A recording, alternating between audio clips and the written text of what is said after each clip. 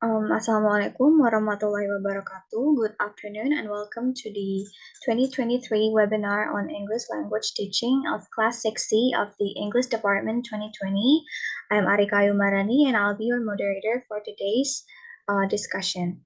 To give you an overview of what we'll be discussing, today we'll be covering the parallel presentation from our keynote speaker, Professor Dr. Shafrizal, MPD, and the top 5 research papers done by the Class 6C students, and we will have some time for questions and comments at the end of the presentation. As participants, you are encouraged to ask questions, share your thoughts, and present any relevant examples. This is meant to be an interactive discussion, so don't hesitate to contribute your insights. But before that, let us hear an opening remark from the person in charge of the seminar on English language teaching course of Class 6C and also the head of today's webinar. Rifaldi, please, the time is yours. Okay, thank you, Arika, for the time. So, ladies and gentlemen, it is my utmost pleasure to welcome all of you to this seminar on English language teaching today. We gather here with a shared passions for the art of language and educations, and a commitment to enhancing the way we teach and learn the language. This seminar was held as the part of task implementations of the seminar on English language teachings, lectured by Mr. Professor Dr. Saprizal, SPD and MPD. I would like to say thank you to Professor Saprizal for his guidance in this class and helping us all to find the passions in the research field and seminar. So language is not merely a tool of communications. It is a path and gateway to understand and connecting with people from diverse cultures and backgrounds. As English continues to dominate as a global language, it is crucial that we constantly strive to refine our teaching methodologies and explore innovative approaches for language instructions.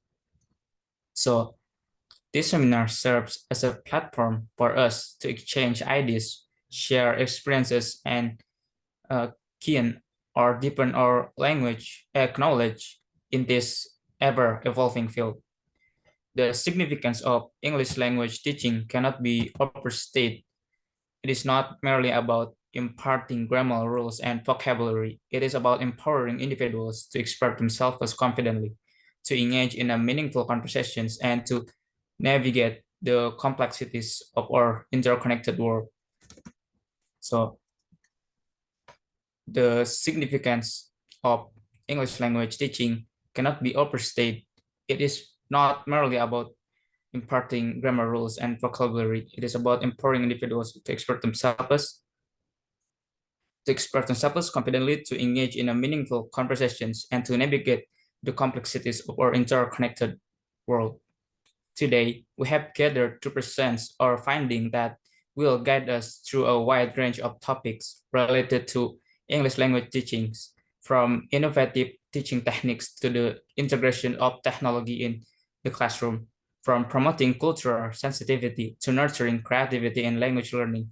We have created an agenda that covers various aspects of effective language instructions. As we delve the realm of English language teaching, let us remember that we can make in the lives of our students. Each lesson we teach, each word we impart has the potential to shape their future and to open doors of opportunity.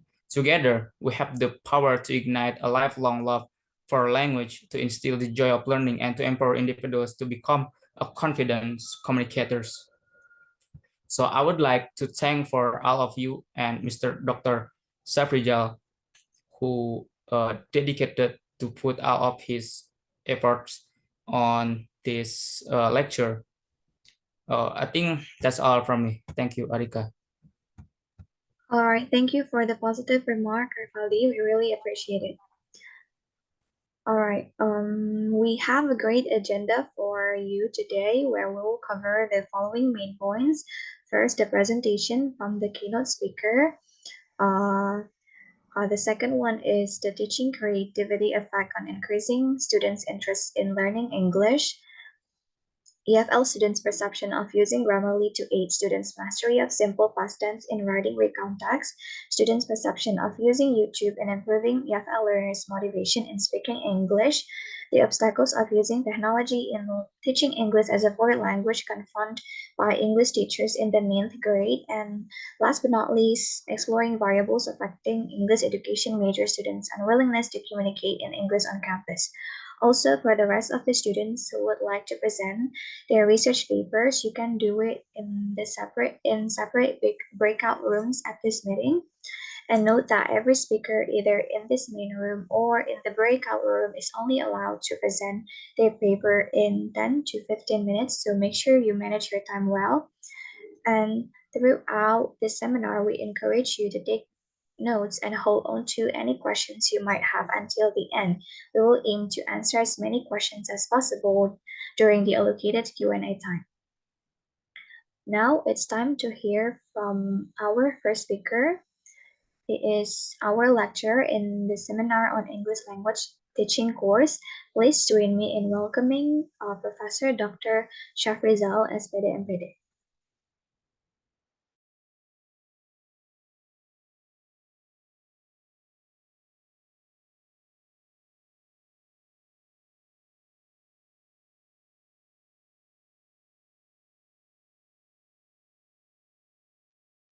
Okay, thank you very much for the chance. Good afternoon, everyone.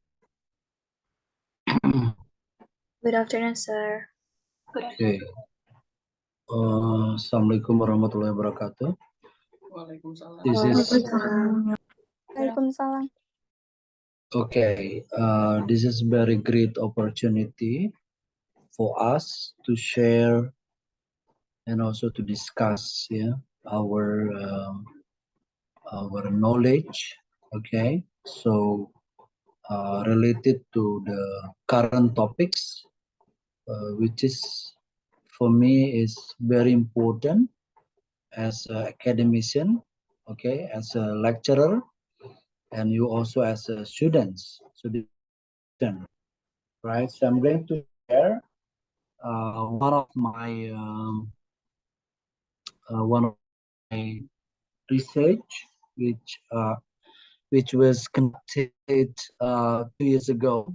So this is still current one, right? So I'm just choosing one of the simple one, and then and also not only simple but of course beneficial, for us as the insight, as the insight of everyone when he or she is going to teach, right? So this is one of my publication actually.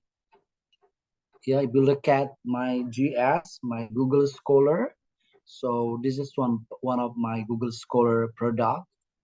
So the implementations of vocabulary building strategy in teaching English vocabulary for young learners. Okay, so this is one of the topic that we're going to discuss this afternoon. Okay, next.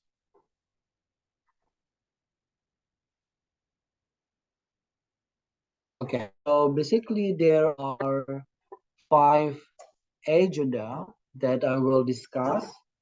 The first is the background of the study. So this is the first thing that I would like to inform you, that I would like to address you this afternoon. And then, of course, the review of related literature, and then the methodology, finding, and also conclusions. So these things that I would like to inform you. So in any kind of product, like your product, also you need to discuss about this one. Starting from the background, um, teaching English has significantly evolved due to globalization,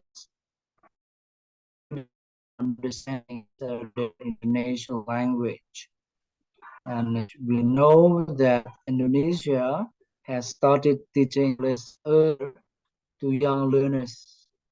Yeah, so this is it comes one of the local curriculum emphasizing the importance of mastering full essential English skill, right? Speaking, listening, reading, and writing.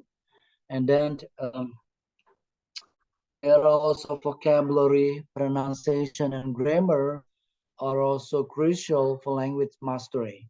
So teachers must be creative in selecting materials and also in stimulating student interest, yeah, using such a strategies to support the learning process.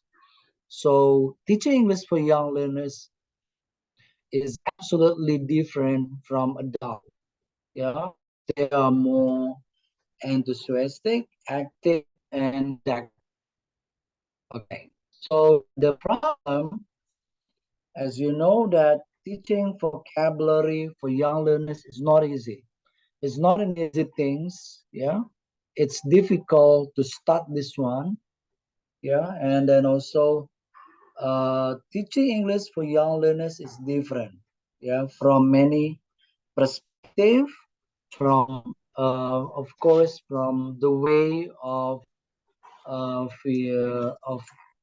way of teaching, way of having such information. The way of teaching also is quite different things. Yeah, when you teach adult and also for young learners. I've been, as my experience, I've been teaching young learners when I was in so I have been teaching for about 4 to 5 years. So this is basically based on my personal experience. And then the problem first, how is the implementation of vocabulary building strategy in teaching this vocabulary to young learners in Banten? Okay, and then the second one, what are the problems of implementations of vocabulary strategy in teaching this vocabulary to young learners in Banten? And the last one, how is the problem solving of the implementation of vocabulary building strategy in teaching English vocabulary to young learners in Banten? Uh, it's a simple question, but it's need a lot of thinking, a lot of effort to that. Yeah. Okay. There are review literature, starting from teaching strategy, vocabulary, right? So what I mean here, strategies are basically taken to achieve success in educational context. Okay, in teaching, the teacher is the main focus, while students play a crucial role. So the purpose determine the strategy, while teaching material, okay, and then methods and media evaluations, and then also environments. Yeah, and this is very very important for the of course for the teachers. Yeah, okay, especially when he or she conveys the informations. Yeah, such media, so you need to conduct this one. Yeah, and then the vocabulary actually is the essential words for effective communications, including expressive and receptive words. There are active and passive vocabulary types requiring practice context connections, and memory retention for effective learning. Yeah. And then, of course, I'm also to discuss about teachers' vocabulary strategies. Yeah. So this one, the idea is that planning vocabulary components in language courses for effective learning, ensuring learners control high frequency words, and addressing the difficulty in vocabulary sequencing.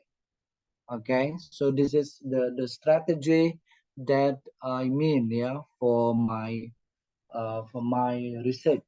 Yeah, and then young learners 7 to 15, they are enthusiastic, okay, and then also lively, dynamic, right? Dynamic English language students, and they are also different from adult in their perceptions and require teachers to consider their characteristic. Yeah, and then the methods I'm using is descriptive qualitative research.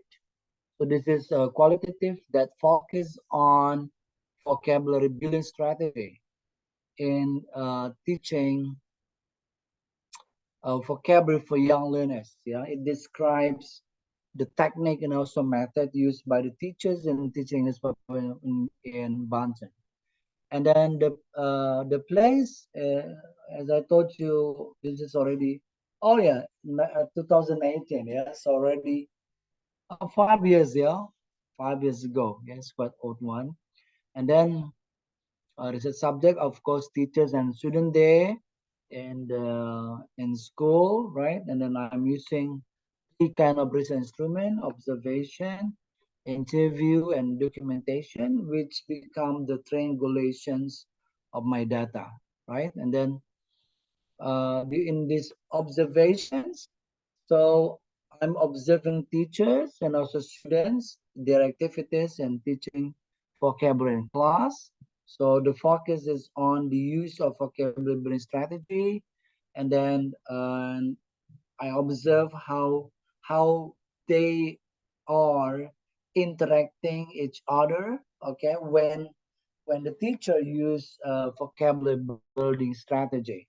So in some extent that I found, because one of them is in a boarding school, so I just found that they are very static and very strict way of teaching. Yeah, very strict. Yeah, because sometimes they ask their student to memorize at least 10 words in a day. So you can imagine how many words of vocabulary finally the students got within 1 month or maybe in 1 year. So it's almost 4 million words of vocabulary. So this is very, very amazing, I think, for boarding school, yeah, and different from the formal school here in Banten, right? And also the interview, I tried to record using audio recording, and then I'm asking about their situations of teaching and learning, and then their challenges, also many things that I think will be very important for me to ask that question. Yeah, and documentations, photographs, videos, film memos, letters, many things, right? That become my sources of data. And then after that, I'm trying to analyze the descriptive method, and I'm trying to describe the teacher strategies, and I'm trying to find out the clue point. Yeah. So the finding, uh, so as I told you before, I got from the three types of my instruments, right? Doing observation and so interview, right? And also investigation and all that, right? So um, the teacher and then also in the implementations, teacher uses various media to teach vocabulary to seventh grade student Banten, right? So overall, the curriculum, right, and also looking at their ability, effective learning when they are using such a strategy, like using pictures, real things, right? Video, right? And I think this is very, very, very effective here for them. Yeah, so it's very effective. Yeah, even though it's only like a very classical, like a pictures, but it works. Yeah. So as I you know doing observations on the, and then looking at the implementation on this, I just found that they have a very wonderful and amazing work, right?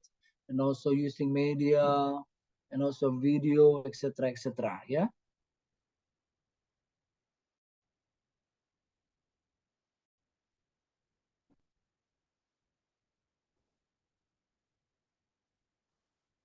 So okay, and then finally there is also student English book, right?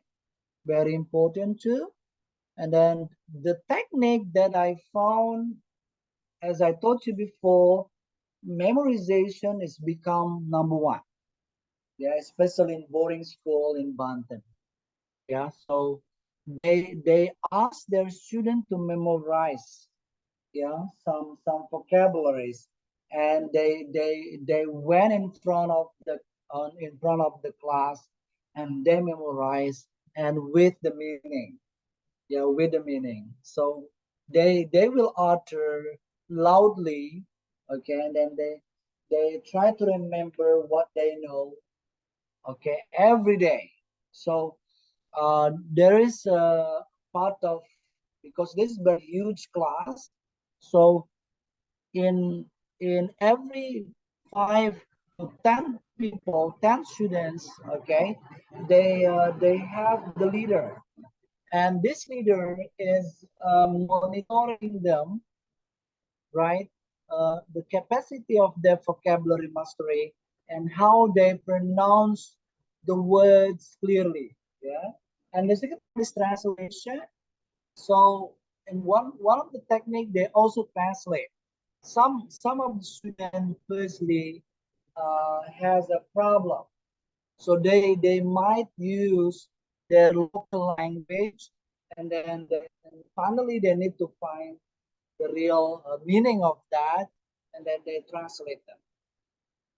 Okay, and then playing games. Okay, so this is one of the interesting part of activities. Yeah, so they play games. So mostly uh, they love games. Yeah, and then in that school they have also computer laboratory, so that they can use for having such activities of this, yeah, by coming to the lab, and then they're using kind of game, etc., etc. So the problem is not coming only from the teacher, also from the students.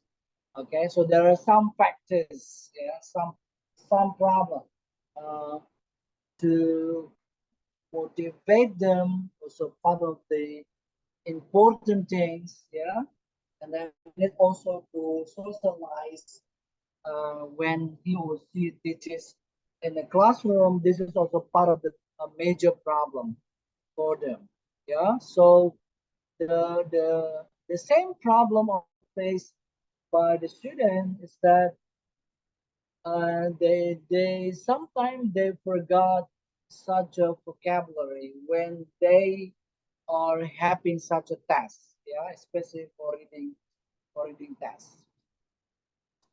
And there are also some analysis of the number of the tasks. Yeah, so this is, if you look at, they are getting improved. Yeah, they're getting improved by using this kind of strategy. Their achievement is getting better and better. Yeah, from the number of the score. Yeah. Okay, so the conclusions. that I take is that the finding, right, especially the seventh grade students, the conclusion is about the material, teaching technique, and the media used by the teacher. The material used by them is around this one, simple one, hospital, food and drink, times, clothes and color, things and living room, and the technique used is translation, memorization, playing game, and singing song. And in short, I would say that, of course, using, this kind of method, yeah, technique, vocabulary building strategy is very effective for the students, yeah, especially for their let's say progress, yeah, their progress of understanding, materials, yeah, understanding the vocabulary, especially that, yeah. Okay, maybe that's all my presentation, and the question and answer will be at the end of all the presentation when you have finished later, yeah. So I've asked the moderator to do that. Yeah, thank you very much. And then I think I need to stop the presentation. Thank you so much. Okay, maybe next speaker. Thank you. All right. Thank you, Mr. Shafrizal, for your excellent presentation and for sharing your knowledge and experience with us. I'm sure our audience has gained a lot of valuable insights from you today. To summarize the main point from your presentation, you have explained to us that teaching English has significantly evolved due to globalization and the need for students to understand English as their international language.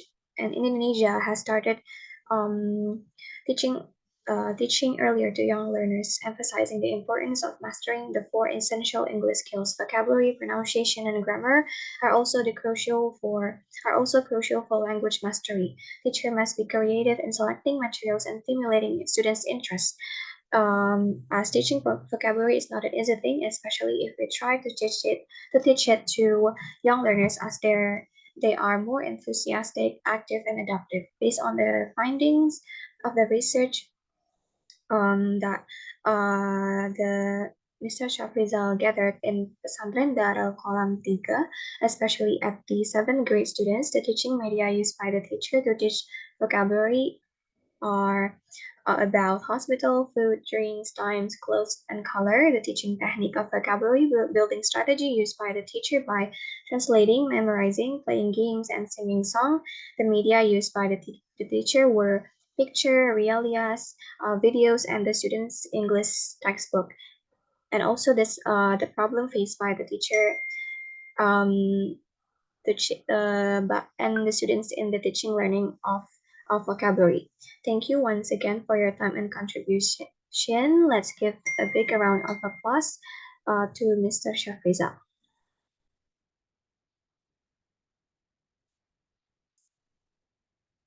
Now it's time to hear from our second speaker, Rahmatia. The time is yours.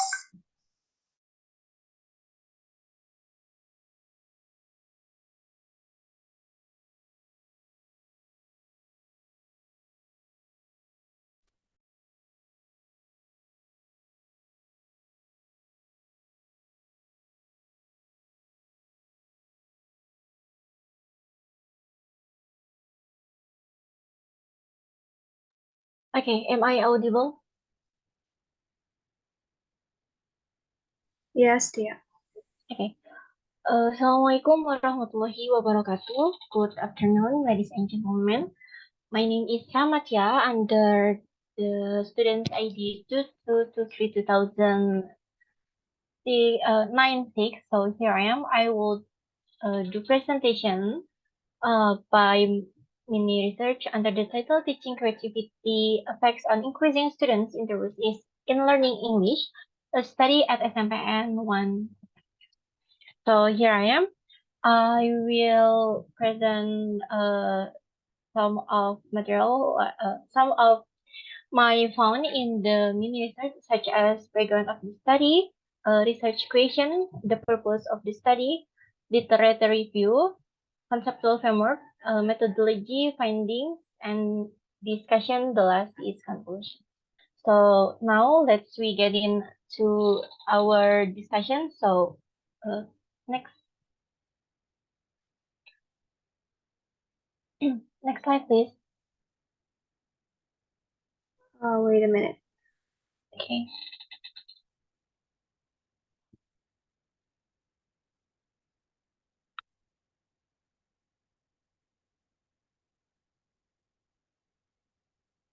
Okay, the first there is a background of this study. So basically, my main problem in this mini research is about students' lack of interest in studying English, so cause to their understanding in English. According to Hamid 2013, Indonesia continuously will be an important marketplace for the English language. And then the second, Indonesia has a strong place in the Association of Southeast Asian Nations or ASEAN Society. The third, Indonesia has the potentials of the world to include political, cultural, economic, and ideological aspects. Last, the Indonesian students must be mastered English to realize the potential that Indonesia has. Based on what I said before, Indonesia has many potential to go globally. Uh, Include political, cultural, economic, and ideological aspect, but particularly Indonesian English aspect still less, and then they have an interest in learning it. Indonesian students think that it is difficult and confusing, then causing them to dislike English. There was research under the title Masalah yang dihadapi oleh pelajar bahasa Inggris dalam memahami pelajaran bahasa Inggris by Gunawan 2002 shows as many as 77% say that English is difficult and confusing, and as many as 15% of the respondents that they did not like English. This problem uh, inflict their less interest in learning English, which influence a decrease in their understanding of English. Okay, next. So after that, there are research questions that I made. First, how does a teacher who use creative ways in teaching English, like using teaching media, such as audio, video, flashcard, song, etc., affect students' interest in learning the English language? The second is students' interest increased in learning English by using creative teaching English. And the last, do creative teaching English help students to have a better understanding of learning English? So next, there is the purpose of the study. Regarding the problem statement, the researchers tried to identify problems like students reason why they can be interested in learning English after studying English with creative teaching. Second, the interest of students in studying English can be influenced by a teacher who employs creativity in the classroom. The third, creative learning helps students have a better understanding of learning English, and then the last kinds and examples of creative learning that teacher use in the teaching. Okay, next. So there are literature review that I use in collecting my data, and to strengthen the data, the first there is a teaching creativity. So teaching creativity is being open to new experiences, understanding students' needs, being attentive, tolerant, creative, and inclusive. It means that teaching creativity is one of the professional things that teachers should do. Professional implies being well versed in teaching, understanding numerous strategies and learning models, being thoughtful, capable of managing individual and group learning activities, also knowledgeable about various approaches and research model. Having personalities, which means being open to new experiences, understanding children's growth, being attentive, tolerating, creative, and intuitive. Social interactions imply that the teachers, are good with gifted children, that teachers are adaptable and friendly. Also, the teachers can easily grasp the behaviors of others. Second, there is a student's interest. Interest is described as an eagerness to learn accompanied by cognitive attention and liveliness, which results in a joyful change in behavior in the form of knowledge, attitudes, and talents.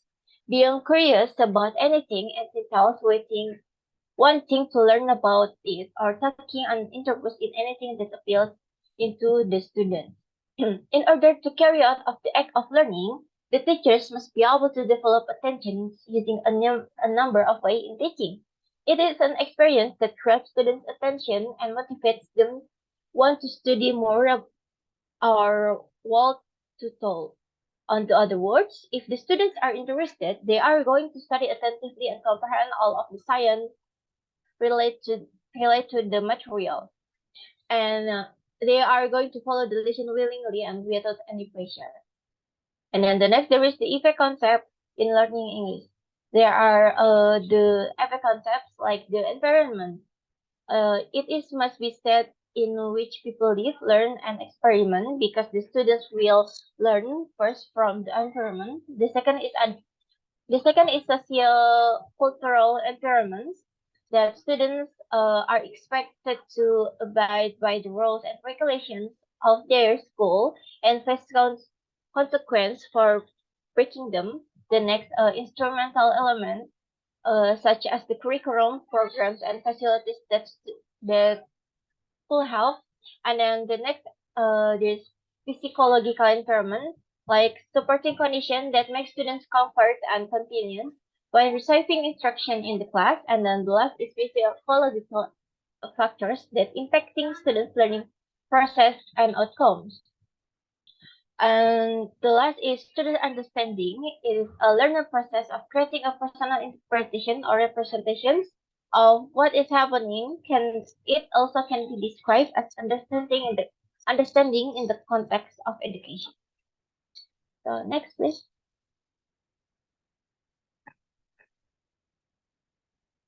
So there is. Can you go back?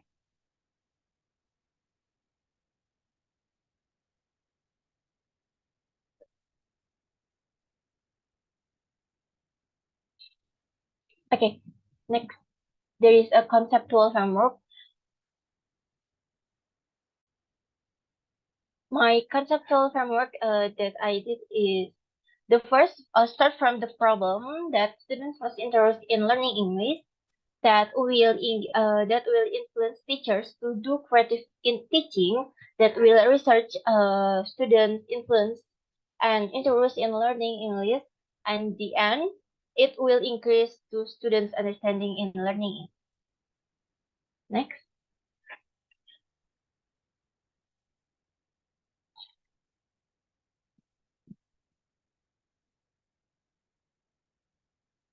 So there is a methodology that I use in this mini research.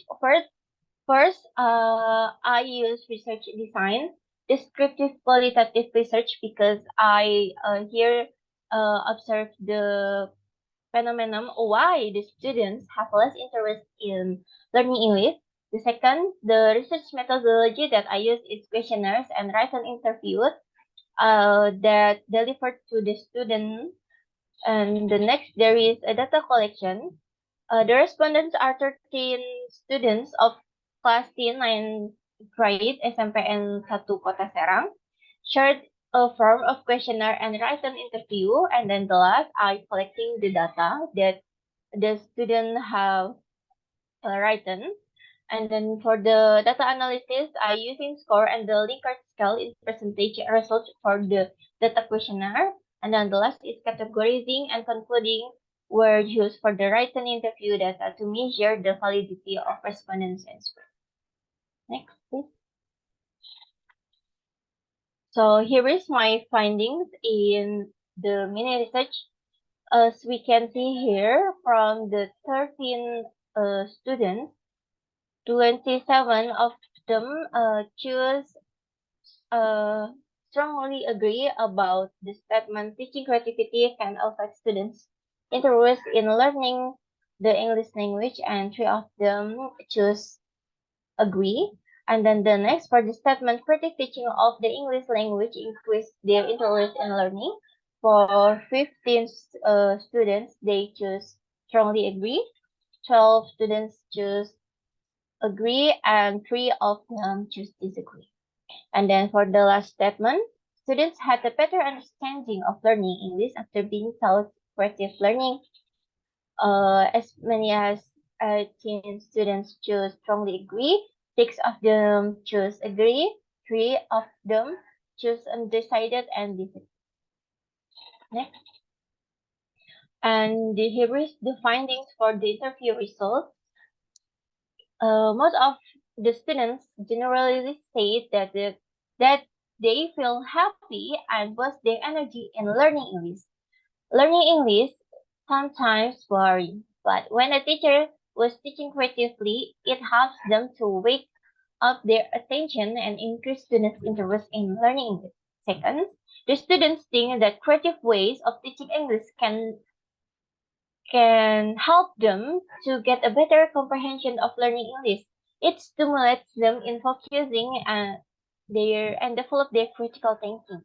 And the third, student state, a teacher who uses creative teaching has already used the knowledge that she or he got from the university and use their competencies effectively and also mix them with the technology. And last, brainstorming, movement activities, and teaching media are the most memorizing for the student.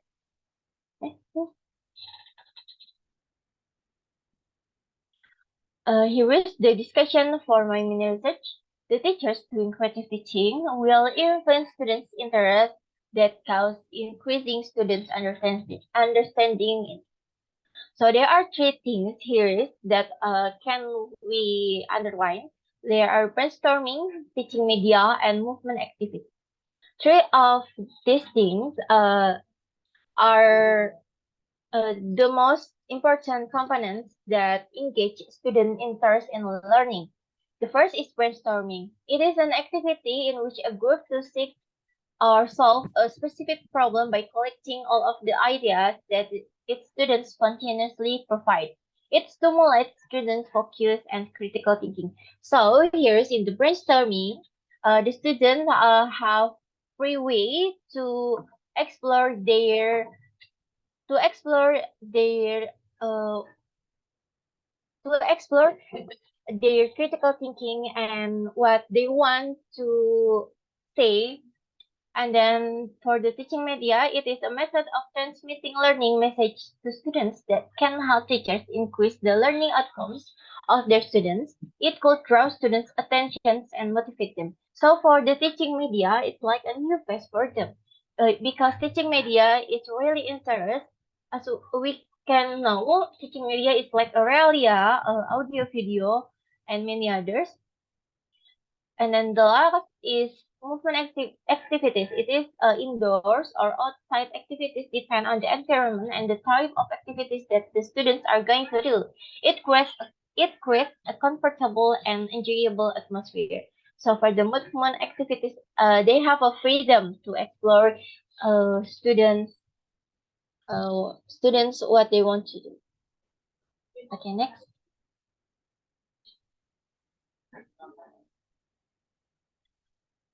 So here is we go to the conclusion. The first, teacher teaching creativity refers to a teacher's capacity to continuously develop material or subject matter to create a peaceful, stimulating environment and to adjust the lesson. The second, creative learning can influence students' interest in learning English and cause them to get better at understanding in English. And the last is to the findings, brainstorming, teaching media, and movement activities can be done for teachers in creative teaching because it motivates them in learning English. It is fun and then creates comfortable learning, also increase their critical thinking. So here is my presentation. That's all. Thank you. Wassalamualaikum warahmatullahi wabarakatuh.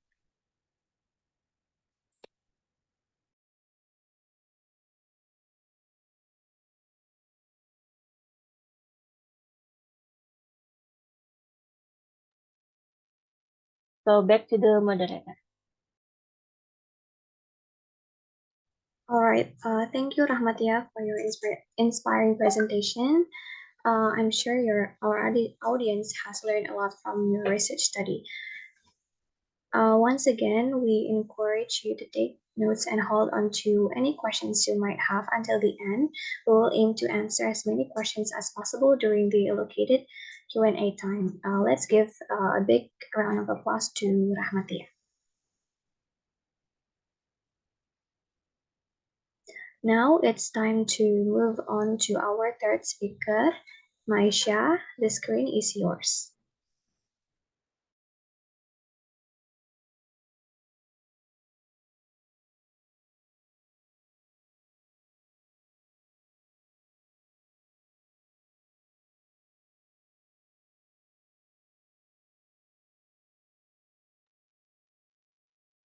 Okay, Assalamualaikum warahmatullahi wabarakatuh. Good afternoon, everyone. And Honorable Mr. Dr. Shafrizal, MPD, as a lecturer of seminar course. So, and to all of the participants who joined this meeting. So let me introduce myself first. My name is Maisha Kamal Putri. I'm from class C, yeah, class six, uh, 6C. And today I want to present my research about EFL students' perception of using Grammarly to aid students' mastery of simple past tense in writing recontext.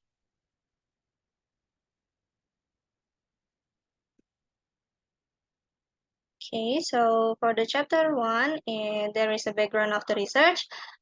So everything is technological in this day and age. Pupils in education, particularly in writing, require technology as an instrument for developing their understanding of English writing. As Pranoto defines writing as placing thoughts by writings or communicating with people via writing. There are 4 abilities in English, namely writing, listening, speaking, and reading. But writing is one of the most crucial skills that pupils have to acquire. It is the most difficult to perfect of the 4 abilities. As a consequence, learners need technology that can identify and repair writing problems, while also providing the finest answer for generating well-written and correct writing, like Grammarly application. So, Grammarly application is one of several programs that may fix grammatical errors. It has several benefits, and it can additionally recognize the proposition of plagiarism in its premium application. So, the study addresses EFL pupils' perception of using Grammarly to aid their mastery of simple past tense in writing recontext, as well as the distinction between this study and previous studies on EFL pupils' perspective of using Grammarly as an instrument for proficiency of simple past tense and recontext ability to write. So, in light of the aforementioned, the researcher aims to investigate how learners regard the Grammarly program as a tool to enhance their understanding of simple past tense and recontext writing abilities. So, some issues might be discovered based on the research background as follows. First, many learners continue to utilize non-standard language. Second, learners require technology to examine their writing for faults. And the third, identification of the problem is a dearth of familiar terminology, marks for punctuation, and grammar. So the study has been carried out among 6 master English education pupils at the Education and Teacher Training Faculty during the academic year 2022-2023. So the study focuses on students' perception of the Grammarly application for assisting EFL students' writing competence. So, based on the problem's limitation above, the research question of this research is, how do learners evaluate Grammarly program as digital grammar checker in order to enhance EFL students' grasp of simple past tense in recontext writing? And for the objective, the goal of this research is to find out what English learners think of Grammarly as a website that checks grammar to help EFL students understand simple past tense in writing context. And the researcher hopes that these studies findings will provide readers with extra information. They are going to be aware of how students' opinions of Grammarly as a digital grammar checker affect EFL pupils' comprehension of simple past tense and writing abilities to retail material. And the researchers' result hope to raise instructors' understanding of the importance of focusing consideration to the usage of electronic media in the process of instruction and learning. So next, we're going to the chapter 2, literature review. So the first is definition of perception. Perception, as defined by Walton and Melvisa, is a process of arranging and interpreting the stimulus that is in concert so that it takes on meaningful and is an integrated response in the individual. Furthermore, Sarwono mentions in Melvisa argues that perception is the act of generating judgments about what we see, hear, and guess with as much accuracy as possible. And it is important to define the method of interpretation. Perception relates to individual human ideas and feelings, and one person may experience something differently than another. So the next is the concept of writing. The definition of writing is a talent which offers writers with an outlet that allows them to communicate or convey their ideas and concepts in meaningful language and mental dialogue according to Knopp. So this remark implies that writing is an important ability that learners, particularly Indonesia EFL learners, should learn. And based on the hypothesis, it is possible to conclude that writing is a method of communicating in which thoughts are presented with message clarity and suitable written format by doing many writing acts.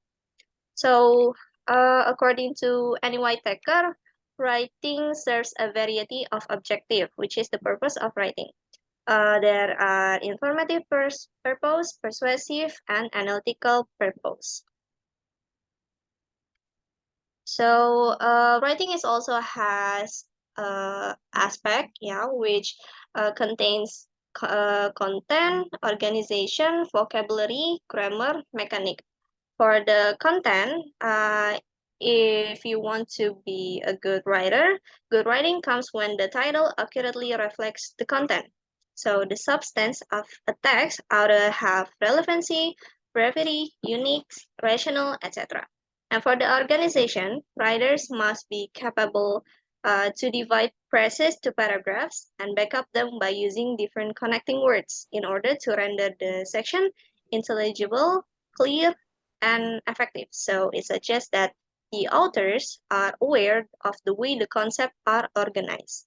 And for the vocabulary, the uniformity of the use of vocabulary is crucial, as the writers must properly understand their choice of terms relevant to the themes. And to create nicely organized paragraphs, you must be able to employ tenses and understand grammar. And for the mechanic, it consists of a series of sentences requiring capitalized words, punctuation, and precise spelling. So in conclusion, writers need to devote heed to all 5 essential elements of excellent writing if they want to develop successful writing. And if you want to make a better writing, you have to look the process of the writing. So the first is pre-writing. So the first phase allows pupils to experience with new concept. So pre-writing is any practice that help pupils generate or arrange their thoughts before writing. And the second is drafting. It's a procedure in which learners write down their thoughts, put them in order, then build topic-related supplementary thoughts. The third is revising. Revising is a description of the process by which a person becomes a member of a group that is involved in the provision of goods and service. And the last is an activity in which pupils repair spelling, grammatical, and punctuation problem. And the next, there is definition of simple past tense as defined by Azar denotes that an occurrence or event started and concluded at a certain period in the distant past. As a result, the researcher determined that simple past tense refers to previous events in simple form with particular adverb. Okay, next is recount text. So the definition, recounts are the most basic text kind in the genre. Recounts are chronological texts which accomplish nothing beyond order an array of occurrences as defined by Peter Knapp. So as a result, the author determined that a recount text is a text that uses temporal sequences to describe an event or experience of the writer. And for recount text, it has three generic structure, namely orientation, event, and reorientation. The last is Grammarly. For the definition, is a prominent digital grammar checker nowadays. Grammarly is an online editing service that may be utilized to analyze papers and eliminate mistakes in writing in regards to vocabulary usage, grammar, and mechanics, as explained by Gufran and Roshida. And it automatically detects writing issues that include mistakes in grammar, selection of words, mistakes in spelling, and punctuation obstacle. And for the type of Grammarly, it has two types, which is free version and premium version. For free version, it includes the fundamental features that must be written down, including spelling, grammar, and punctuation checks. While in premium version is as opposite to the free version is capable of more. So the advantages of Grammarly, Grammarly detects and demonstrates error ways to deal with them, and it can be aids in vocabulary development, and Grammarly provides short grammar tutorials. Okay, so in this research, a quality approach and a narrative inquiry research design were employed in the study. So in the study, narrative inquiry reveals how pupils deal with the Grammarly application. And for the setting of this research was conducted at the Sultan Ageng Tirta Yasasera University. The study focuses on learners of EFL in their sixth semester at the English Education Department of the University of Sultan Ageng Tirta Yasasera. So the investigation, I choose 3 people to take part in the interview process, and the participants are learners of EFL that participants in writing subject. For the technique of collecting data, an interview and narrative framing were utilized to collect data. So in interview, the investigator utilized a semi-structured interview to collect oral story data. And for the narrative is a narrative frame, is a handwritten tale framework composed of unfinished phrases and empty spaces of varied length. And for the technique of analyzing data, they was analyzed using an interpretive analysis procedure, because in this data analysis is the procedure of seeking through and arranging systems of data derived through interviews, field reports, documentation, and other content in order to understand the perspective of EFL learners using the Grammarly program.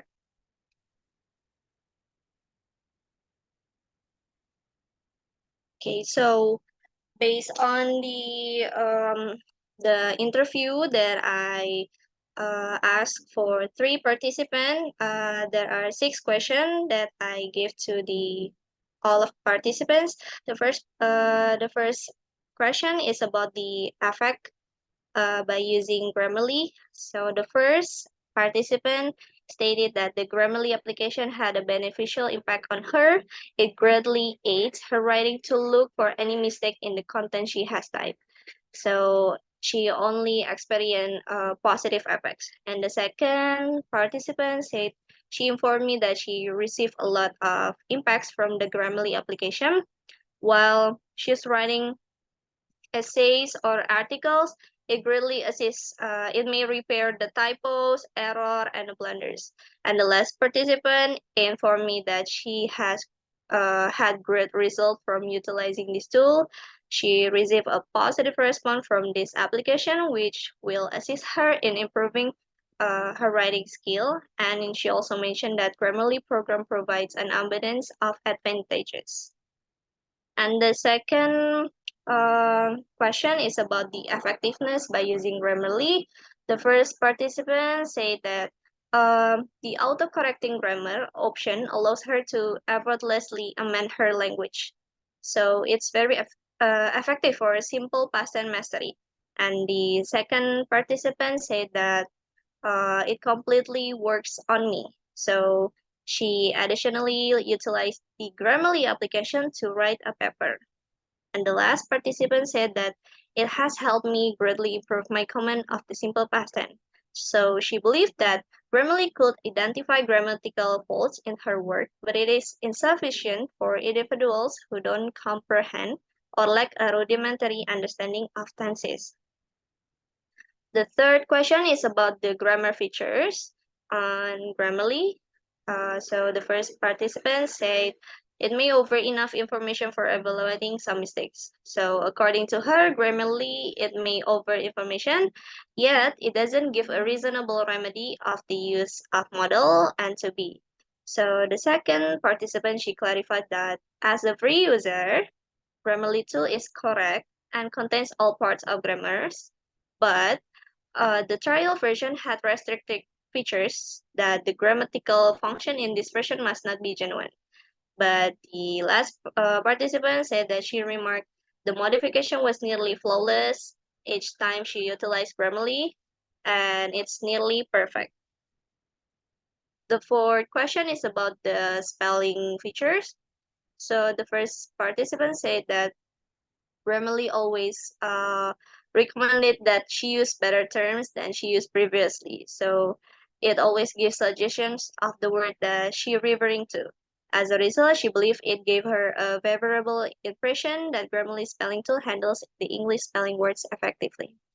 But for the second participants, she said that it's not always covered.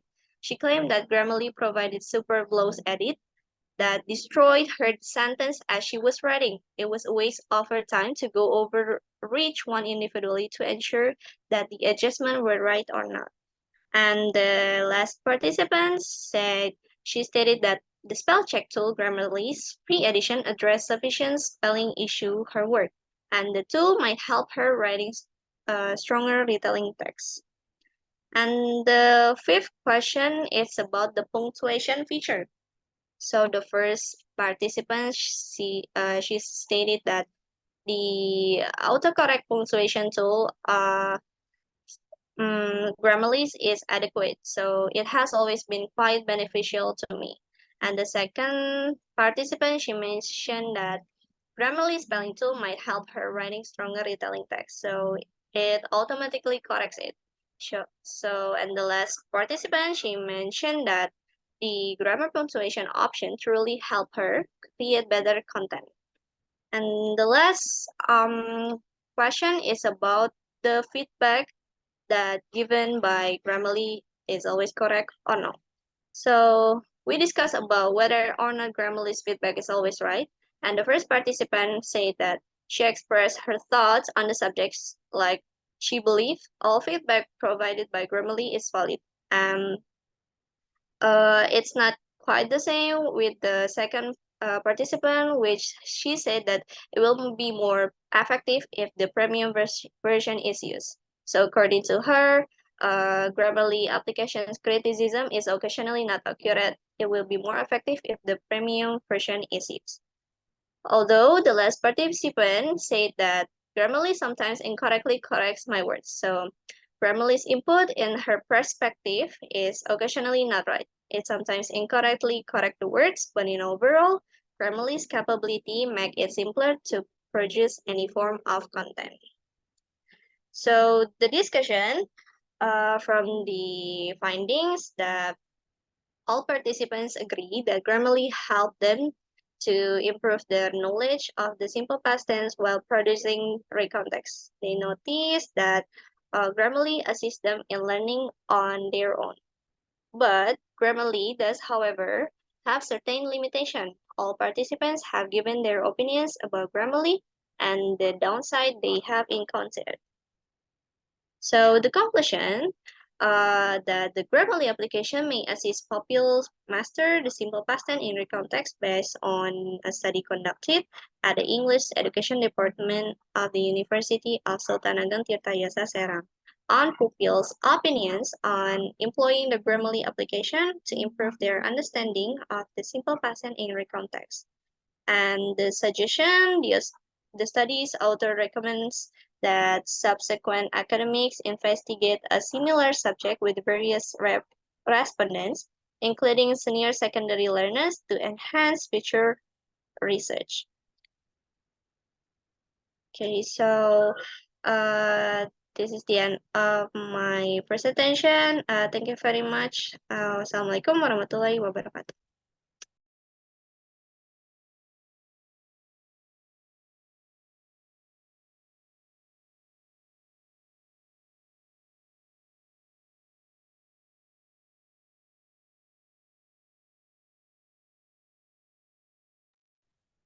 All right. Thank you, Maisha, for your informative presentation. Let's give a big round of applause to Maisha.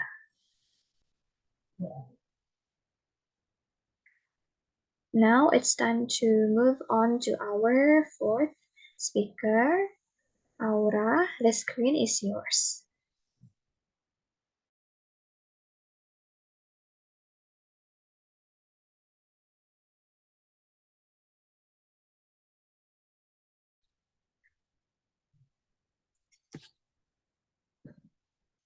Okay, Assalamualaikum warahmatullahi wabarakatuh.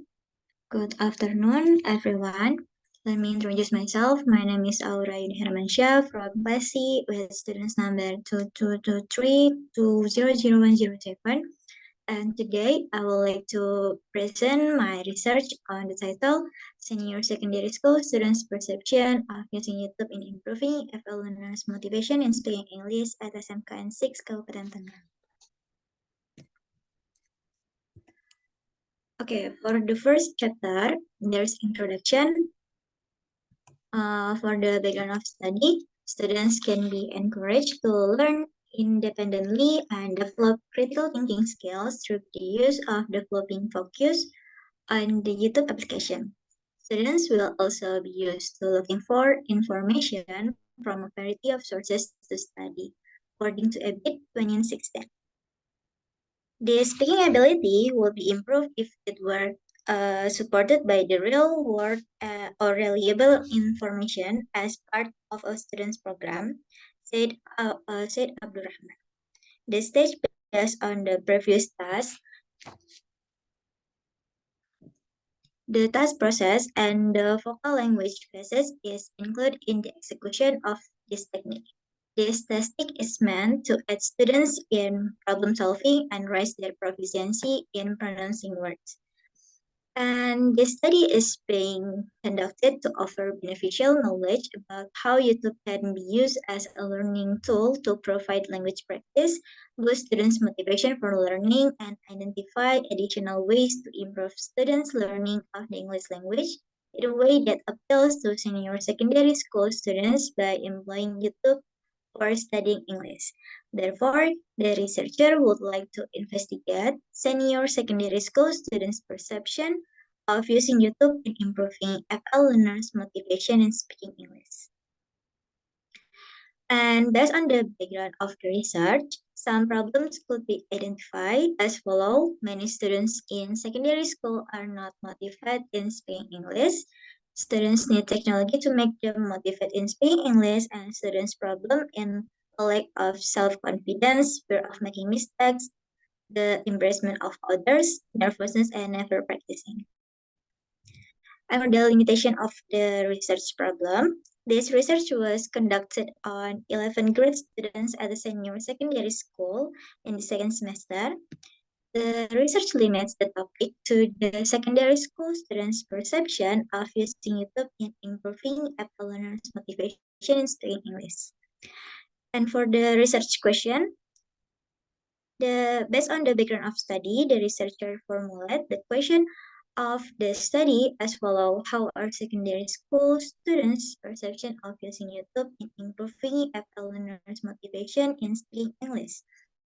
And for the objective of this study, this research aimed to find out the secondary school students' perception of using YouTube in improving FL learners' motivation in speaking English.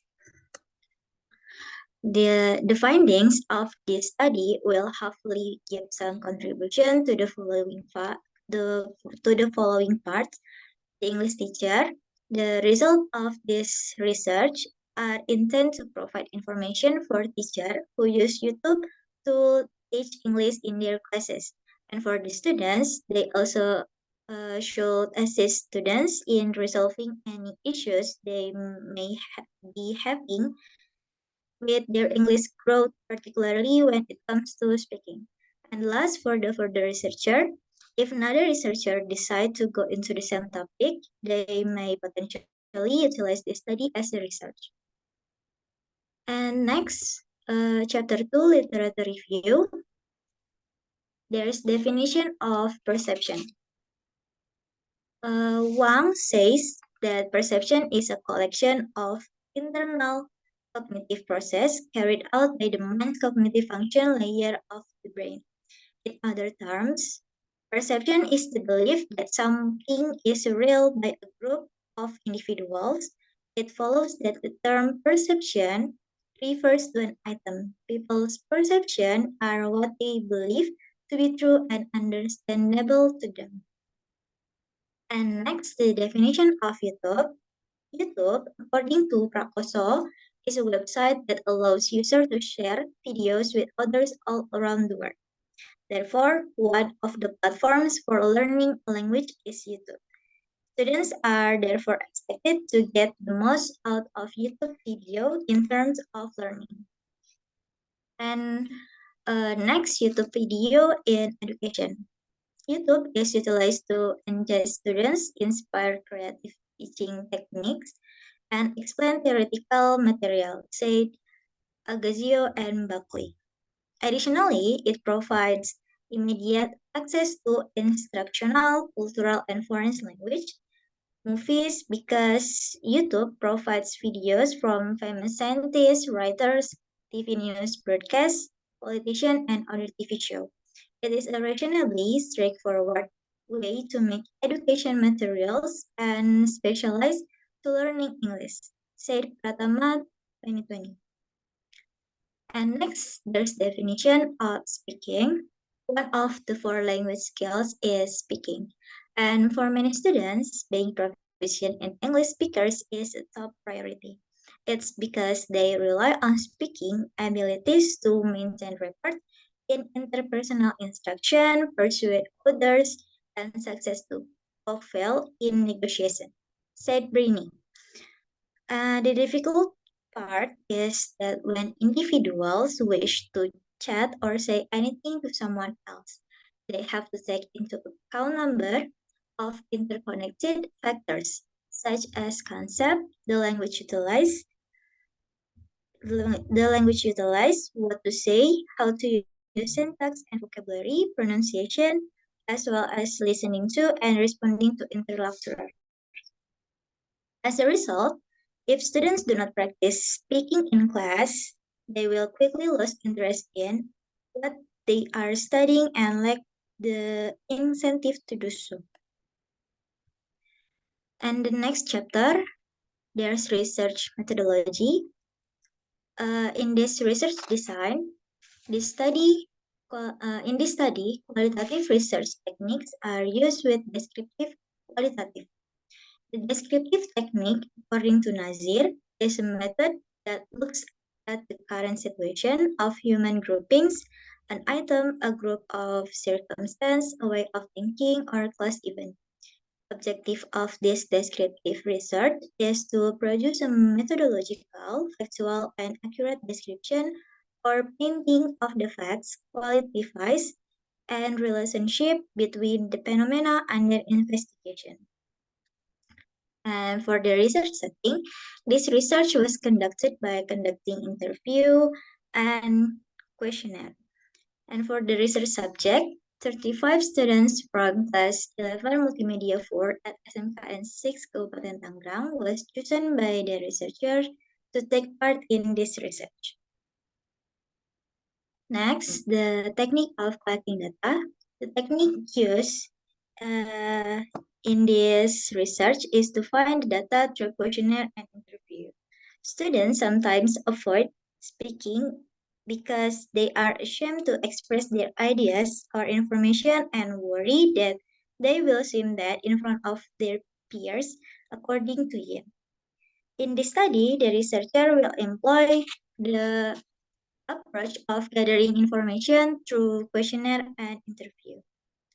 And next, for the data analysis may be seen as a process that involves discussing and comprehending data in order to draw certain meanings, interpretation, and conclusion from the research of raw data. Data analysis is separated into three main processes that are data condensation and debriefing and validating findings. These pieces are based on the framework of qualitative analysis created by Miles and Haberman.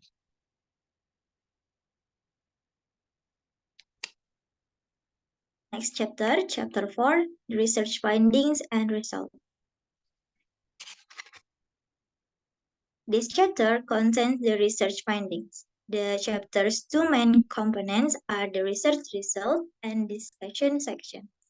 The research includes how the students at SMKN 6 Kabupaten Tangerang felt that utilizing YouTube increased EFL learners' enthusiasm to speak English.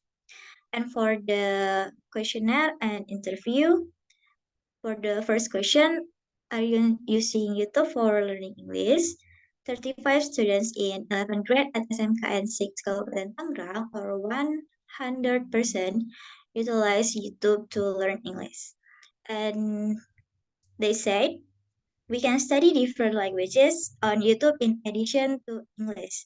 Some of the YouTubers' vlogs that I watch and that can also help me learn English are those that essentially speak English the entire time. For the second, YouTube can improve your motivation in speaking English. 30 students in 11th grade at SMKN 6 Kabupaten Tangerang, or 86%, concur that YouTube might assist them to improve their English, while 5 students, or 14%, disagree with that statement.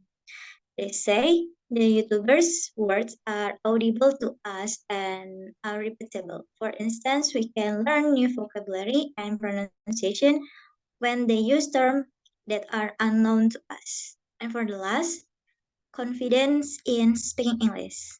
18 students in 11th grade at SMKN 6 Kabupaten Tangerang, or 51%, concur that they feel comfortable speaking English. And 49% of 11th graders disagree that they feel comfortable speaking English. They say, speaking English, they left me with a lot of worries, particularly when I made errors. And at that time, speaking English in front of others might embarrass me. And for the result from the questionnaire and interview made it clear. YouTube can increase students' drive to talk even if almost half of them still lack confidence while speaking in English.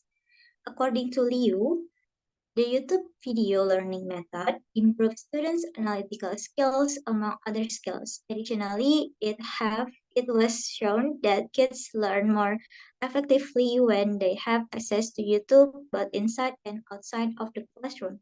They also said viewing YouTube videos made study more interesting.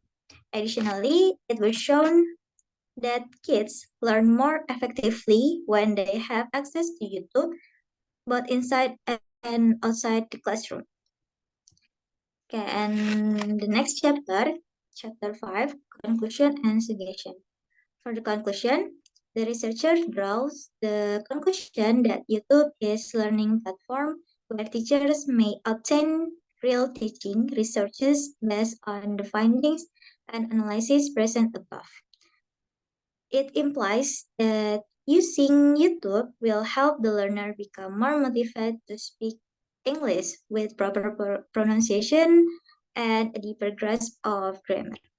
And for the suggestion, this is what teachers are encouraged to do in order to make learning more enjoyable for their students by selecting the appropriate approach and strategies, like using YouTube videos to create a fun and comfortable learning environment so that students are more interested and motivated to learn English, especially in speaking. The study also advised the instructor to gradually present students with appropriate YouTube videos to assist them develop their speaking abilities.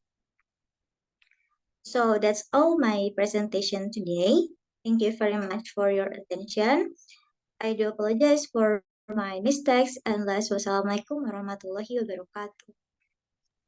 Waalaikumsalam warahmatullahi wabarakatuh.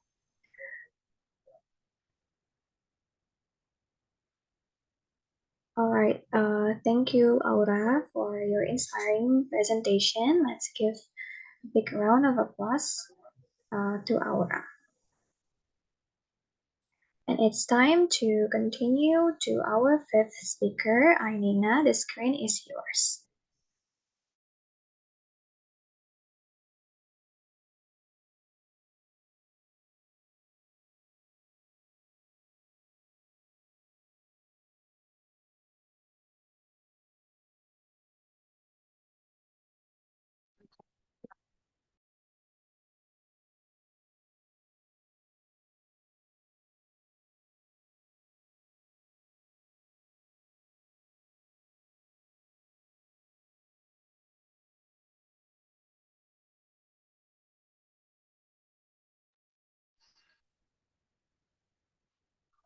All right. Thank you, moderator. Assalamualaikum warahmatullahi wabarakatuh. Good afternoon, Mr. Shafizal and friends. My name is Anina Manda Putri with the study number 22232000100. And here I would like to present my findings from my research with the title The Obstacles of Using Technology in Teaching English as a Foreign Language Confronted by English Teachers in the ninth grade.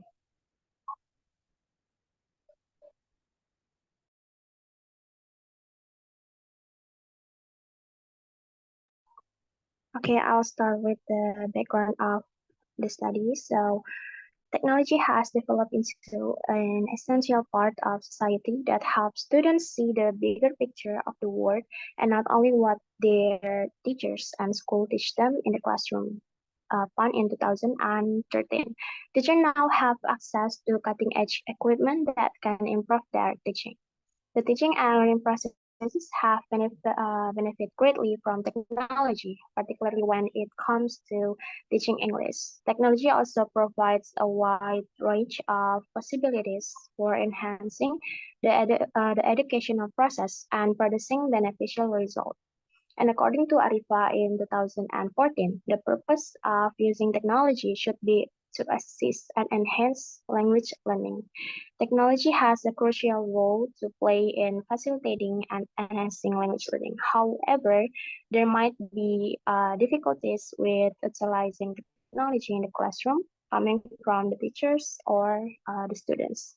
And the purpose of this research is to look into the obstacles of using technology that confront by the English teachers in the ninth grade at SMP 15, Kota Tangerang Selatan.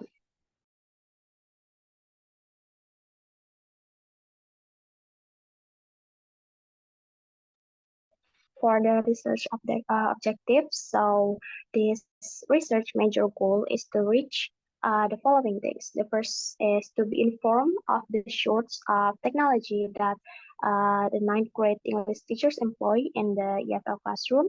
Also, to learn about the obstacles that the ninth grade English teachers in the EFL classroom confront while attempting to teach English using technology, and also to investigate the perspective of the ninth grade English teacher as they deal with the obstacles of employing technology to teach English in the EFL classroom.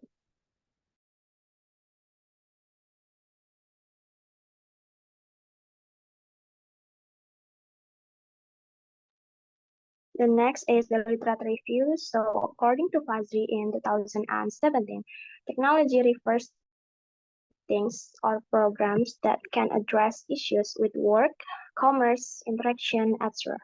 Schools these days teach English in a very different way because of the usage of technology. Technology plays a crucial part in helping foreign language teachers support their students' language development. And according to Arifa in 2014, the purpose of using technology should be to assist and enhance language learning. And technology has a crucial role to play in facilitating and enhancing the language learning. There might be difficulties with utilizing technology in the classroom. Even while the students are used to utilizing technology, they might not be able to use the same tool efficiently in a classroom setting. So additionally, according to Tazrin in 2015, projectors frequently malfunction. So he added that the cost of obtaining technological equipment for the school administration is too high and would involve the enormous expense of carrying out such a project.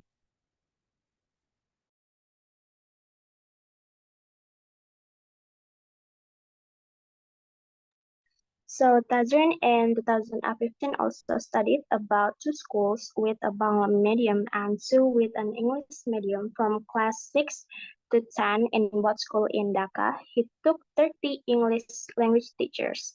He realized that despite the government lack of support, those teachers were still having problems applying computers and internet access to teach English in all of the schools.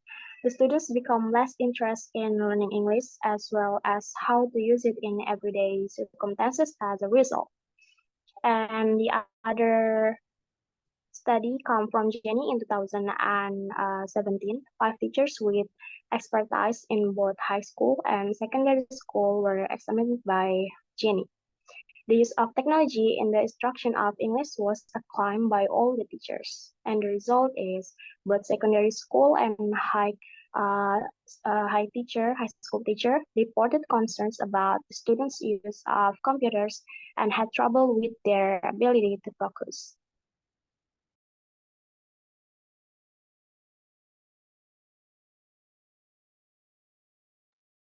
Next is the research methods. So there is the research design. So I use a descriptive qualitative research method for the study.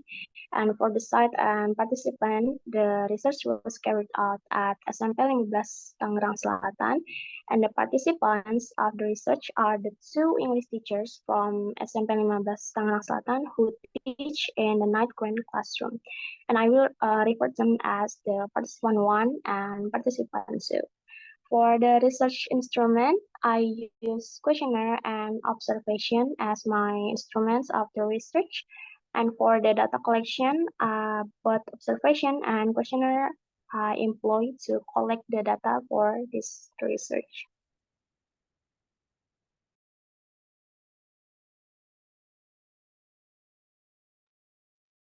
Next is the findings and the discussion.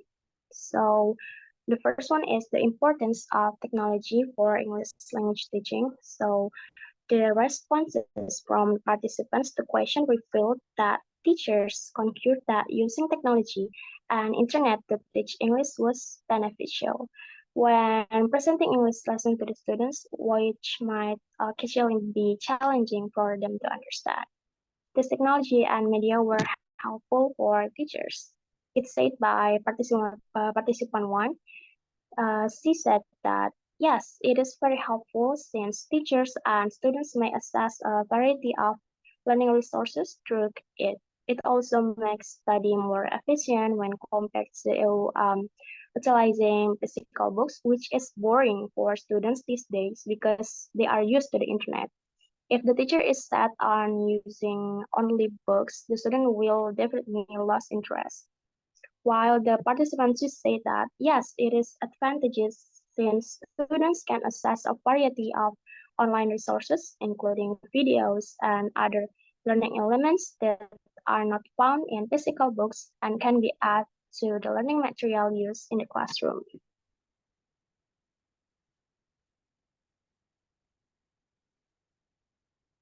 And second is the type of technology that preferred by the English teachers in the classroom. So there are several resources available to help English teachers deliver their lessons. And the teacher responds to the question. We don't always use it when in class. We only use the internet for specific materials when it is necessary. I use the internet when the students might use websites like Google Classroom and Google Translate. However, I use LCDs and PCs to present the majority of the material during class. While the participants said, yes, we do indeed. We only employ it when necessary. So the information above demonstrates that every teacher and student made use of technology and internet resources. Additionally, the teacher had the option to add previously downloaded image and videos to the PowerPoint slides, making the lesson material more engaging, more interesting for the students. And I found that the most often used technology in the classroom included computers, LCD projectors, PowerPoint slides, and YouTube.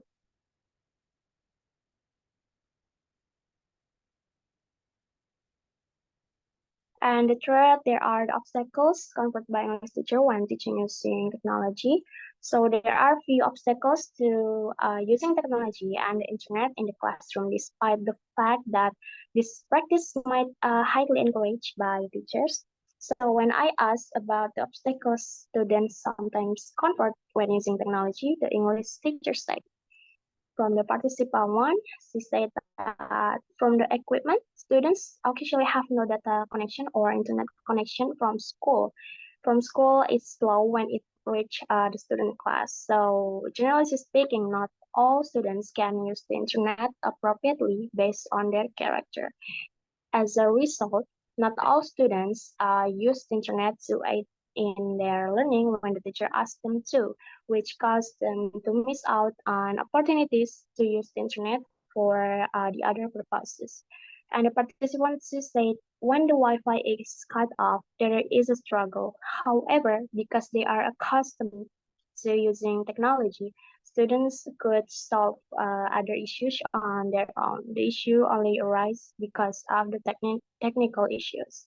So the information I got demonstrate that while using technology and the internet to support uh, teaching and learning process was very advantageous for both teacher and students, but not all facilities could be fully used at the time. And the facility itself or the student's ability to focus could possibly be the source of the issue. The participant clarified that the difficult internet connection was the main cause of the issue.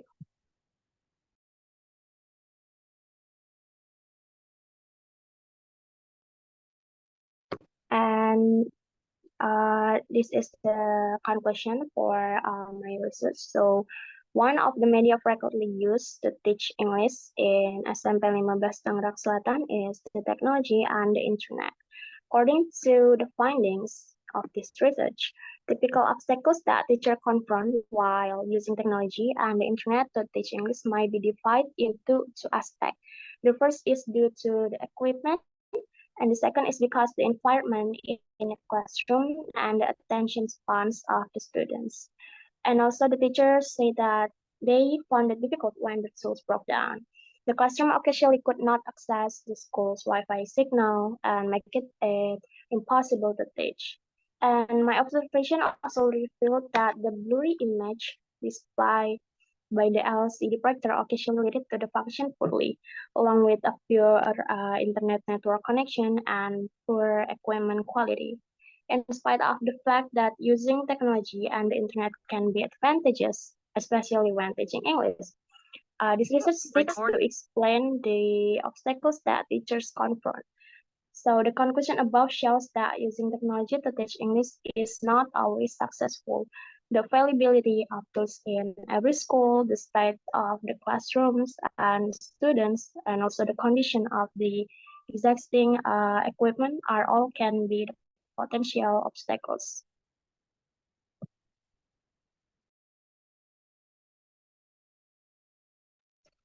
All right, that is all for my presentation about the findings of my research.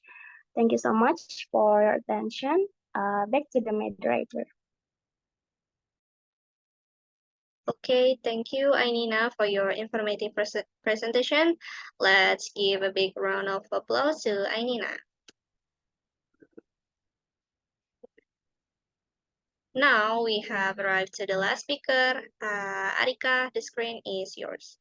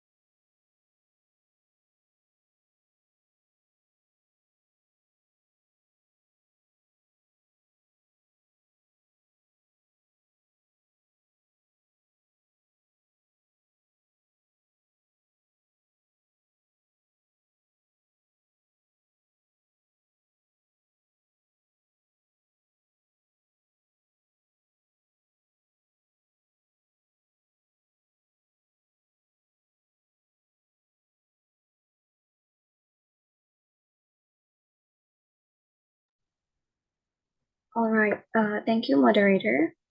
Bismillahirrahmanirrahim. Assalamualaikum warahmatullahi wabarakatuh. Good afternoon, everyone. The Honorable Mr. Professor Dr. Shafrizal MPD as the seminar on English language teaching lectures, and all my friends. I'm Arika Ayumarani, and here I would like to present my research paper on exploring variables affecting English education major students' unwillingness to communicate in English on campus. Let's start with the introduction. So gaining communication skill is the goal of language learning. As a result, to achieve their language learning goals, language learners must be willing to communicate in the target language. This is considering the idea of willingness to communicate, or WTC, is a model which combines psychological, linguistic, and communicative variables to define, clarify, and predict second or foreign language communication. The same holds for studying foreign languages such as English, which is among the most significant languages in the world. And to develop and perfect their successful, competent, and valuable abilities, EFL learners' willingness to engage in English during the learning process and time is crucial.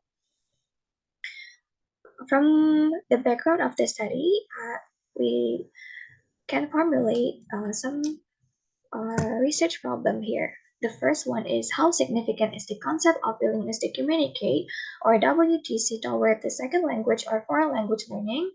To what extent could the concept of willingness to communicate, or WTC, impact the foreign language teaching learning process?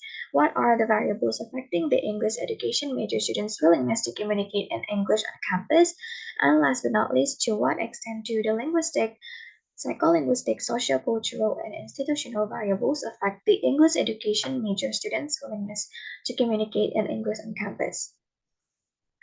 And from that formulation of the problem, we can acknowledge the purpose of the Research is to first find out how significant is the concept of willingness to communicate toward the second language or foreign language teaching learning process to find out how far could the concept of willingness to communicate impact the foreign language teaching learning process, to identify some variables affecting the English education major students' willingness to communicate in English on campus, and to find out how far do the linguistic, psycholinguistic, sociocultural, and institutional variables affect the English education major students' willingness to communicate in English on campus. Theory. Willingness to communicate, or WTC. Individuals do, however, display general oral communication behavioral characteristics. This shows the presence of a propensity or personality feature known as willingness to communicate by McCroskey and Beer in 1985. It was described as a person's propensity to strike up a conversation with others. The structures of unwillingness to communicate, propensity toward verbal conduct, and shyness, all designed to clarify an individual's general tendency to engage in communication, evolve into the concept of first language willingness to communicate as a personality trait that is fairly constant with different interlocutors and across various situations. And how about the significance of WTC toward the second language learning? As it promotes second language usage, second language communicative willingness controls the shift from receptive comprehension to production. The researchers exhort instructors to develop second language WTC to increase the likelihood that students would use the second language both inside and outside of the classroom, and develop their independence and autonomy in looking for opportunities for genuine communication. However, as a language use is the ultimate aim of language learning, second language WTC can also be seen as a second or foreign language as a learning outcome. And most people who acquire a second or foreign language do so intend to use it when real world communication possibilities present themselves. Researchers have noted that willingness and ability are two quite different concepts. As a result, developing communication skills should not be the sole of objecting should not be the sole objective of teaching. And as a result, language teaching should place a high priority on helping students become willing users of a second language. Teachers that are aware of the various enabling and limiting elements affecting second language WTC can assist their pupils in advancing in language use. The previous study, Iranian EFL learners' perceptions of their readiness to initiate communication about 4 different context types and 3 different types of receivers were examined in the study by Barjesta in 2012. Following Barjesta, Iranian EFL students are more eager to start communication in familiar contexts like group discussions or while speaking to friends, but not as much in unknown contexts like public speaking. Another study, Moyani in 2022, have done more current research to delineate the students' unwillingness to communicate and its influential factors while learning English speaking in a survival English course. The findings revealed that students tended to indicate unwillingness to communicate while learning and speaking classroom. The factors influencing their willingness to communicate encompass students' lack self-confidence, learning anxiety, demotivated to speak English, classroom atmosphere, unintelligible pronunciation, and uninteresting topics. Methodology. This research was carried out at Sultan Agung Tirtayasa University in Serang, Banten, Indonesia. 3 6-semester English study program students from Untirta participated in the current study during the 2023 and 2024 academic year. These 3 students were chosen through the use of a purposive sampling strategy. Given that the focus of the current study was narrative, a qualitative approach, specifically a narrative inquiry approach, was used. In narrative inquiry, stories are gathered and developed either as a way to gather data or as a way to organize and research endeavor. Google Forms open-ended surveys along with followed-up unstructured interview were used as the data gathering method in the study. This method was chosen because it gives the researcher a great deal of latitude in probing participants' perspective and enables the researchers to learn in-depth details about the phenomenon under investigation. By understanding and telling the participant stories using a narrative inquiry approach that involved education, selection, and simplification, the data from the current study were evaluated qualitatively. The collected information or interview transcripts were organized by the main themes, the establishment of groups, and analysis based on the literature and the developing topics to carry out this analysis job. Finding and discussion. The interview results summary. All participants revealed that their primary reasons for choosing English as their major were similar in that they wanted to develop their English proficiency and enjoy the subject. Their English proficiency levels range from pretty good to decent or low intermediate to low advanced level. The participants stated that they usually made an effort to communicate in English class, especially with their lecturers. They rarely did so while speaking with their friends because few of them could respond back to them in English. And additionally, they stated that they rarely spoke in complete English outside of the classroom because the majority of their classmates preferred to speak in Bahasa Indonesia or a mix of both of them exclusively with those who were closest to them. They talked in English for approximately 2 to 3 hours a day on average on campus, both inside and outside of the classroom. The participants agreed that being in a small group allowed them to feel more at ease and free to express themselves to their fellow group members by asking questions, giving answers, having discussions, or sharing ideas is the most comfortable setting for them to work on their English communication skills. In addition, they often spoke with English speaking friends from other countries while chatting in English, watching English language media, listening to music or podcasts, learning through language learning platforms, and practicing their English with specific friends. They all admitted that the majority of the time they were ashamed of their speaking blunders because they were worried about being mocked or corrected by others in front of the class. The participants' level of self-assurance in their ability to speak English ranged from quite confident to pretty confident. They also admitted that practicing communication in English more frequently would greatly improve their English skill. Last but not least, the three participants frankly acknowledged that neither of their friends nor seniors had much of an impact on their ability to communicate in English on campus because they rarely spoke or interacted with them. However, they also admitted that most of the lecturers had really encouraged and inspired them, which allowed them to speaking English confidently and comfortably in some classes.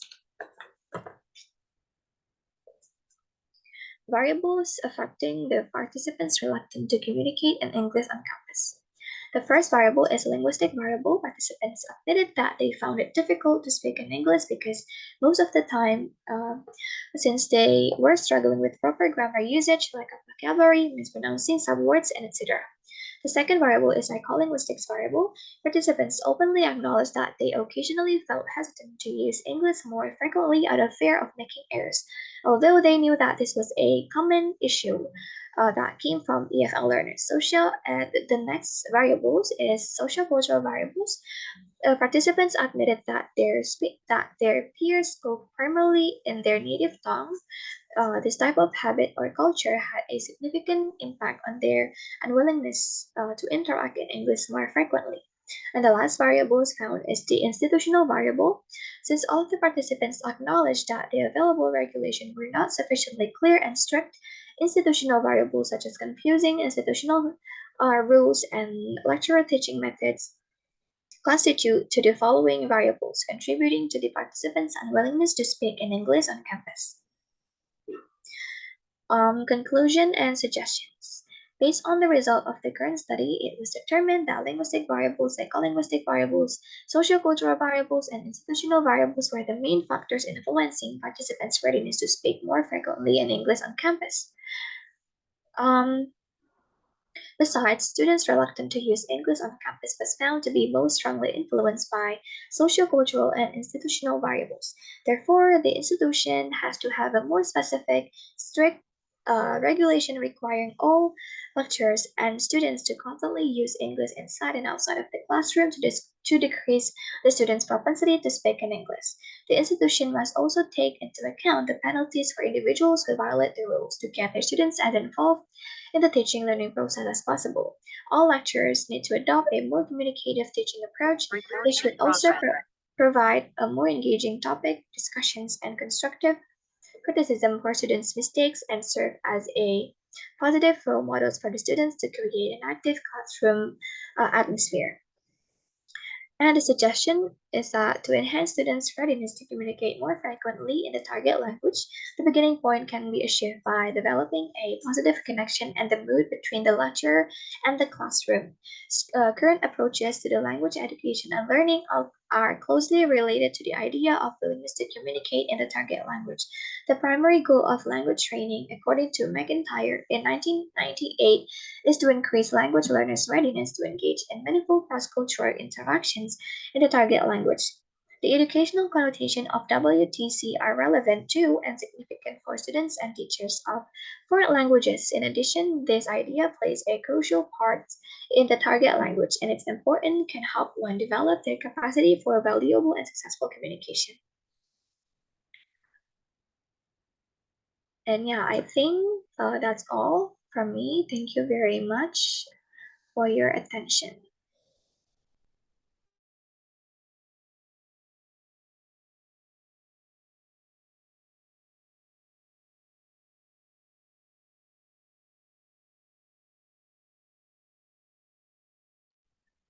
And yeah, thank you for your attention and participation. Now we have some time for questions and comments from the audience. Please let us know if you have any questions by unmuting yourself or typing them down in the chat box. Please also state your name before asking your questions.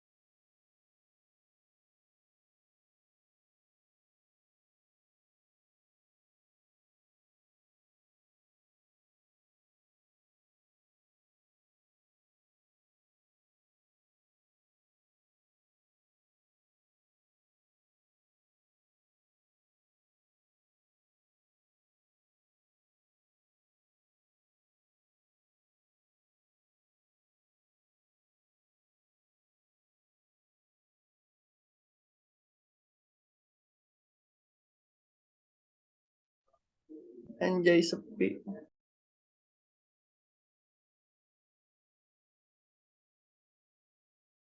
Haji.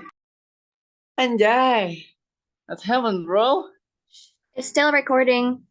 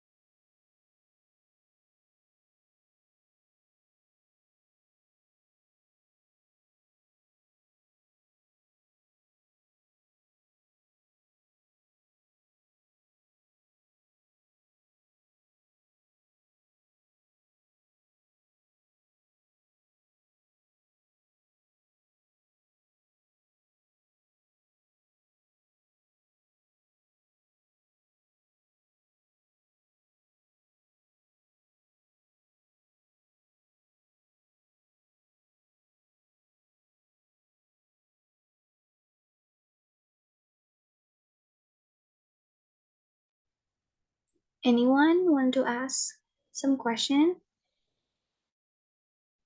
I would like to ask Aura. My question is, does the teacher also take part in suggesting YouTube videos that can be watched by students, and can it increase their motivations in learning to speak English? That's my question. Thank you.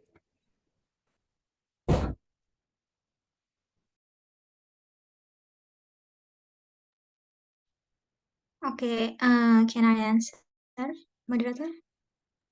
Yes, please. Okay, so from Aldi's question, does the teacher also take part in suggesting YouTube videos that can be watched by students and can increase their motivation in learning to speak English? So, yes, of course. Teachers also must take part of suggesting YouTube videos for students to watch to improve their motivation to speak English.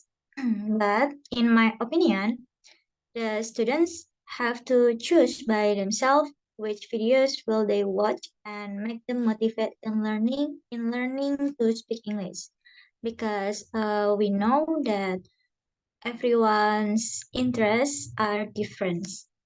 Yeah, that's the answer, Aldi.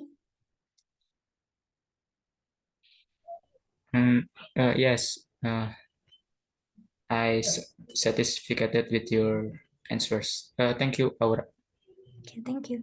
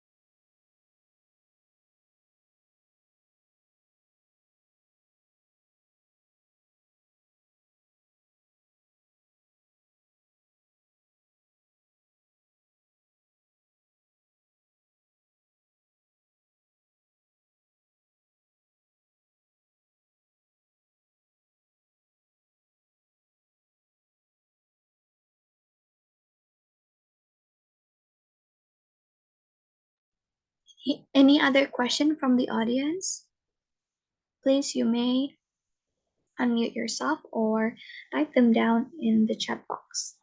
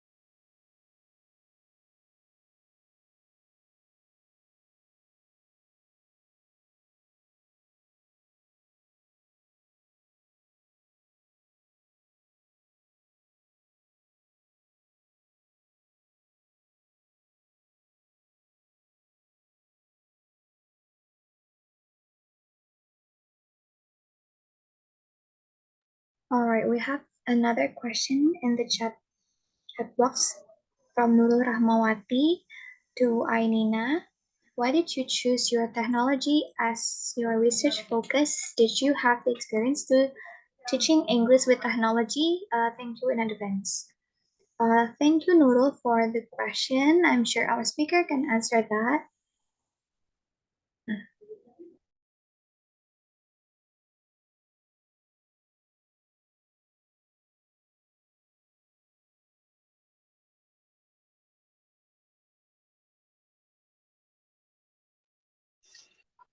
All right. Thank you, Nurul, for the question. So the question is, why did you choose technology as your focus? Did you have an experience to teach English with technology? Um, I choose technology as my focus because, as we know, technology is always leave a huge impact on everyone these days. One of them is the language teaching field. So there are many teachers who teach their students with technology, with internet, YouTube video, learning application, and many more.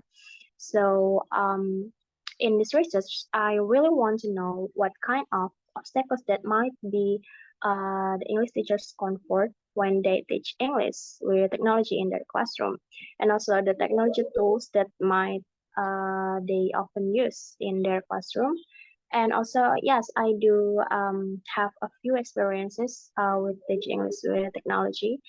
So I got this research focus with my experience because I want to know there might be many obstacles happen in teaching with technology, maybe from the preparation or maybe how often they use technology in the classroom.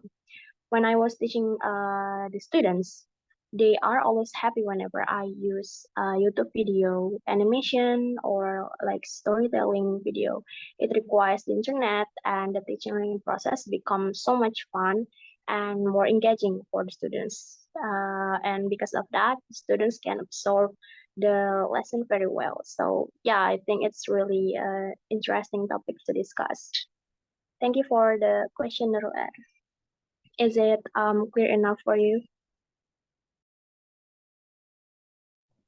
Yes, it's clear enough. All right, thank you. We have another question in the chat box from Anggun Nuraini. To Maisha, what makes your research different from previous research? And another question coming up from Salsabila to Maisha again.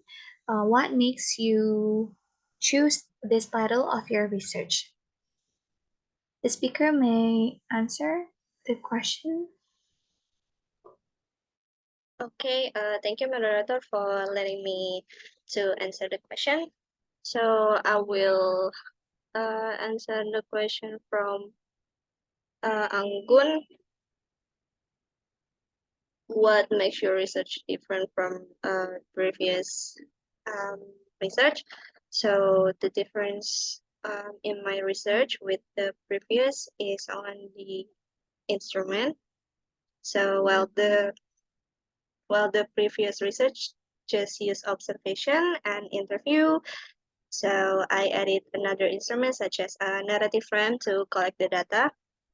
And for the Salsabila's question, what makes you choose this title of your research?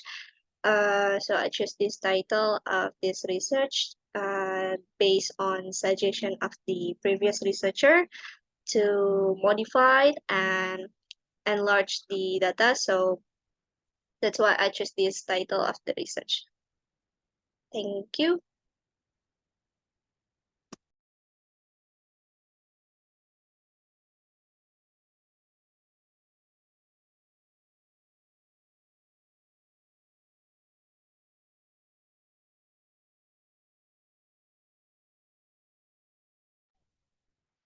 Another question from Amira. To Arika, why your research on the English major students' willingness to communicate is important and relevant in today's setting? So the reason why I decided to do research on the unwillingness to communicate is that this theory, this idea has been an extensively scrutinized topic over the last few decades. However, although there has been much research focusing on willingness to communicate, a few studies explored the students' unwillingness to communicate and its influential factors, notably in higher education. Hence, my research paper aims to delineate the students' unwillingness to communicate and its significant factors on English students themselves. And yeah, the educational connotation of WTC are relevant to and significant for students and the teacher of foreign languages. So this idea plays a crucial part in the target language and its importance can help one develop their capacity for valuable and successful communication.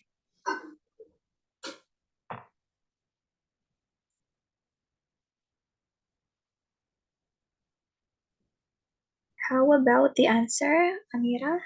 Is it enough?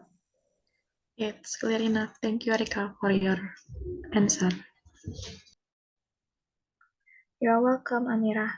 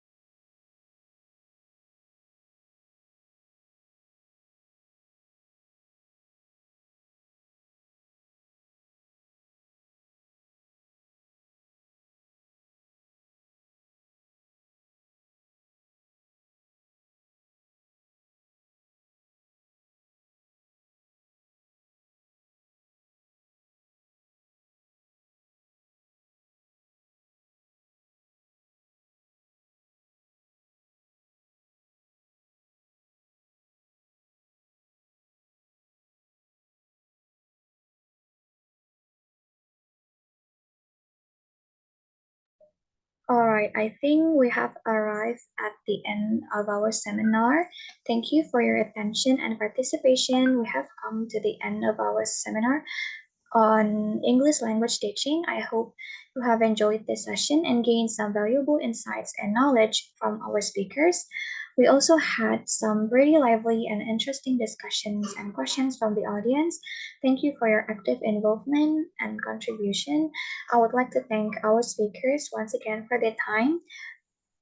And also thank to every single individual participated in the seminar for making this event possible. Please give a big round of applause um, for everyone in this room meeting. And finally, I would like to thank you all for joining us today. I hope you have learned something new and useful from this seminar. Thank you very much and have a great day. Wassalamualaikum warahmatullahi wabarakatuh. Waalaikumsalam warahmatullahi Waalaikumsalam wabarakatuh. warahmatullahi wabarakatuh.